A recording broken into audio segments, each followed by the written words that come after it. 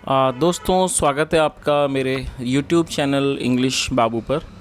और आज मैं फिर हाजिर हूँ आपके साथ एक नई स्टोरी लेकर।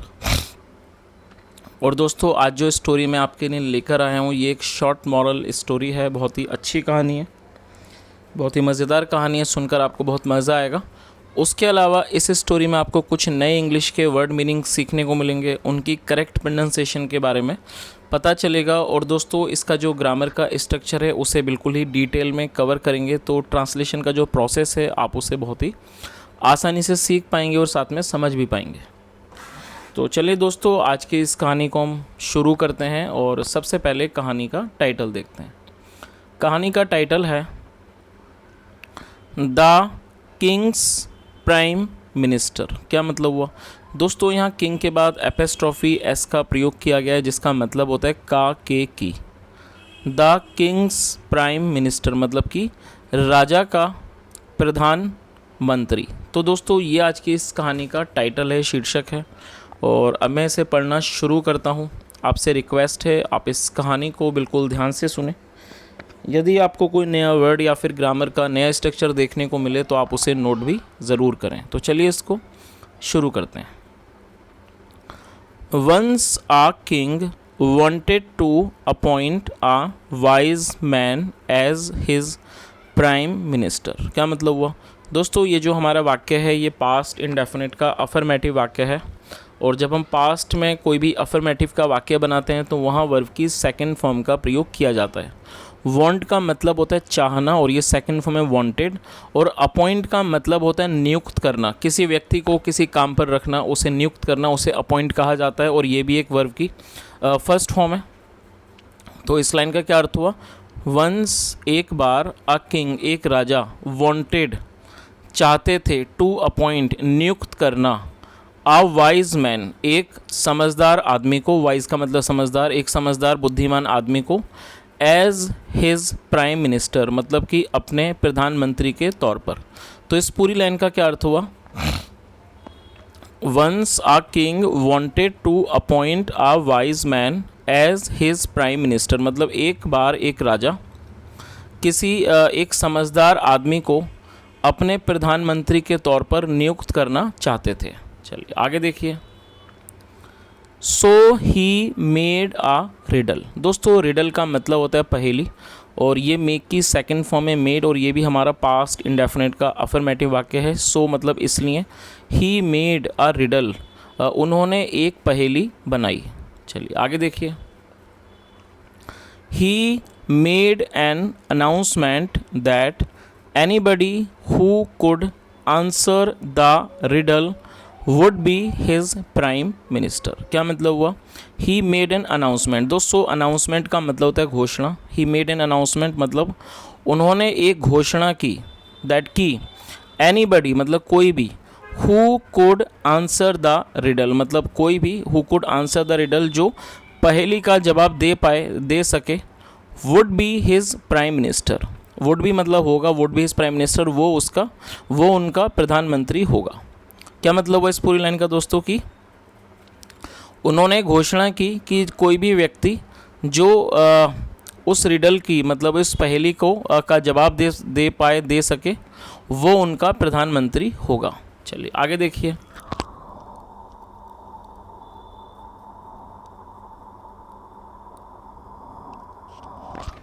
The riddle was that a man has a goat, a lion and a bundle of grass. क्या मतलब हुआ दोस्तों? ये जो हमारा वाक्य है ये प्रेजेंट का पजेसिव सेंटेंस है। पजेसिव का मतलब होता है जब हम वर्तमान में कोई भी ऐसा वाक्य बनाते हैं जहां हम ये शो करते हैं कि किसी के पास कुछ है, तो इस तरह का वाक्य पजेसिव का वाक्य कहलाता है।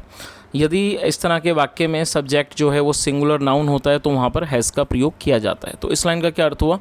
द रिडल वॉज दैट मतलब कि पहेली ये थी, अ मैन हैज़ ए गोट एक आदमी के पास एक बकरी है, अ लॉइन एक शेर है, and a bundle of grass और उसके पास एक घास का गट्ठर है। बंडल मतलब गट्ठर है, घास का गट्ठर है।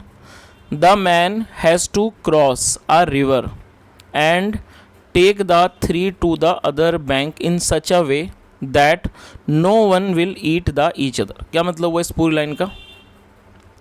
The man has to cross. दोस्तों क्रॉस का मतलब होता है पार करना, और इस वाक्य में हैज़ टू का प्रयोग किया गया है। और ये जो हमारा वाक्य है ये प्रेजेंट फोर्स्ड एक्शन सेंटेंस है। फोर्स्ड एक्शन सेंटेंस का मतलब होता है इस तरह का वाक्य जहाँ पर हम किसी भी तरह की विवशता को दिखाना चाहते हैं, वहाँ पर हैज़ टू या हैव टू का प्रयोग किया जाता है हेल्पिंग वर्ब के रूप में।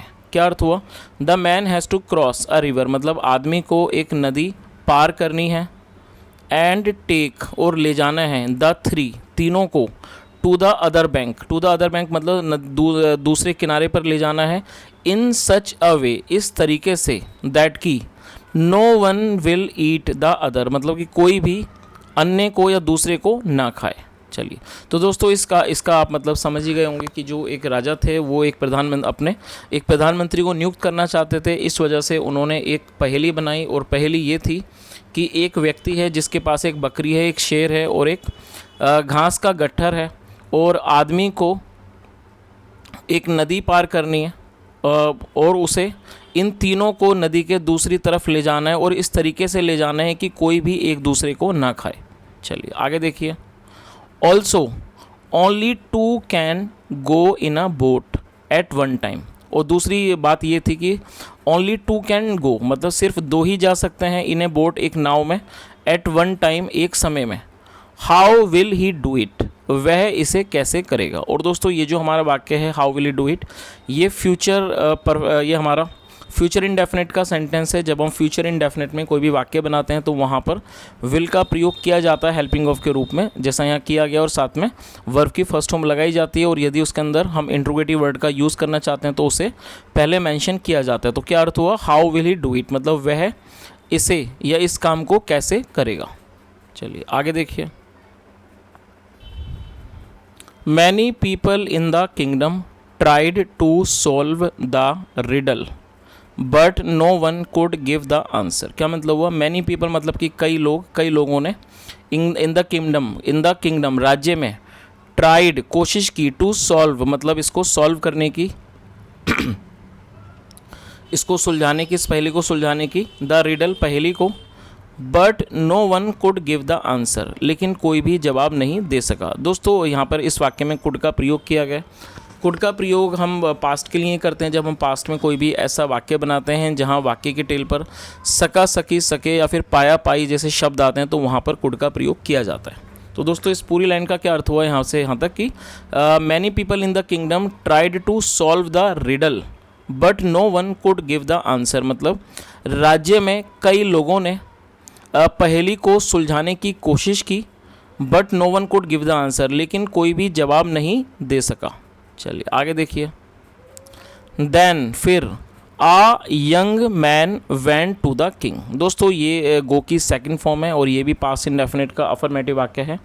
देन फिर a young man went to the king मतलब फिर एक जवान आदमी, एक नव युवक राजा के पास गया, एंड सेड और कहा, योर मजेस्टी मतलब कि महाराज, I can solve this riddle. क्या मतलब हुआ? I can solve this riddle, मैं इस पहेली को सुलझा सकता हूँ।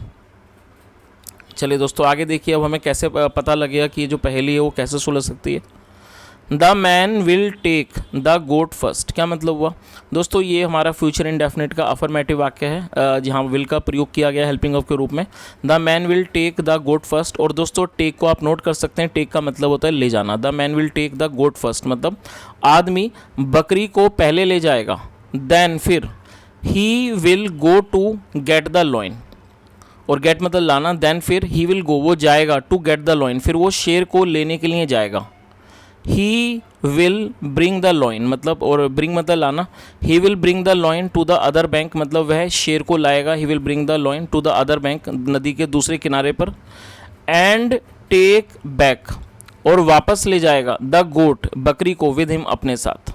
तो दोस्तों इस पूरी लाइन का क्या मतलब हुआ, इसको दोबारा से अच्छे से समझ लेते हैं ताकि आप इस पहेली का जवाब को भी अच्छे से समझ सकें। तो उसने क्या कहा, उसने इस बात का कैसे जवाब दिया कि जो आदमी है वो पहले बकरी को ले जाएगा, then he will go to get the lion, उसके बाद वो शेर को लेने जाएगा। He will bring the lion to the other bank मतलब वह शेर को नदी के दूसरे किनारे पर लाएगा, ब्रिंग मतलब लाना। And take back the goat with him और वो बकरी को अपने साथ वापस ले जाएगा। देन फिर रो बैक। दोस्तों रो बैक का मतलब होता है तैर के पार करना या फिर नाव में नाव को चलाकर पार करना, उसे रो कहा जाता है। देन रो बैक, फिर वो तैर कर वापस आएगा। To get the goat, to get the goat मतलब कि बकरी को लाने के लिए, टू द अदर बैंक, दूसरे किनारे पर। चलिए आगे देखिए।